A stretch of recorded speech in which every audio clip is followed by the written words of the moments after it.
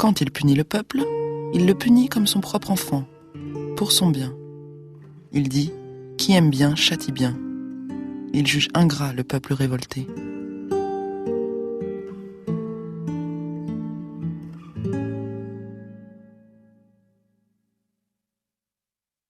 Nous pensons qu'il convient dans une démocratie comme la nôtre d'établir un certain nombre de règles et qu'il faut à nouveau poser des principes auxquels les démocrates devraient souscrire sans hésitation. Réaffirmer la nécessité du pluralisme dans la presse. En ce mois de novembre 1983, le Premier ministre Pierre Mauroy, à la tribune de l'Assemblée nationale, défend un projet de loi pour la liberté de la presse. Le candidat François Mitterrand l'avait promis. La gauche au pouvoir a l'ambition de donner aux médias français leur indépendance et de garantir leur pluralisme.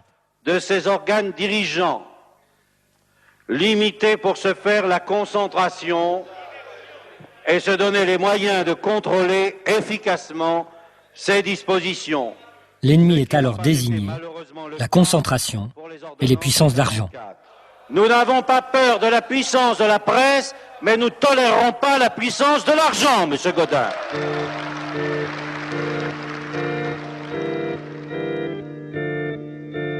Le 13 mai 2009, le journaliste Jean-Pierre Elkabbach, la voix du groupe Lagardère, reçoit la Légion d'honneur des mains de l'ancien président de la République, Jacques Chirac.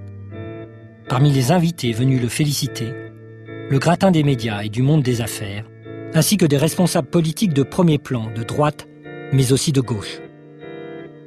Entre ces deux dates, pour la gauche de gouvernement, 30 ans de renoncement. 30 ans de renoncement à légiférer pour des médias plus indépendants. 30 ans d'augmentation des seuils de concentration. 30 ans de soutien à l'appropriation par de grands groupes industriels et financiers d'une bonne partie de la presse écrite, des radios et des télévisions. 30 ans de renoncement à un service public de l'information indépendant et de qualité. 30 ans de renoncement à se saisir du problème des médias et à en faire une question politique essentielle.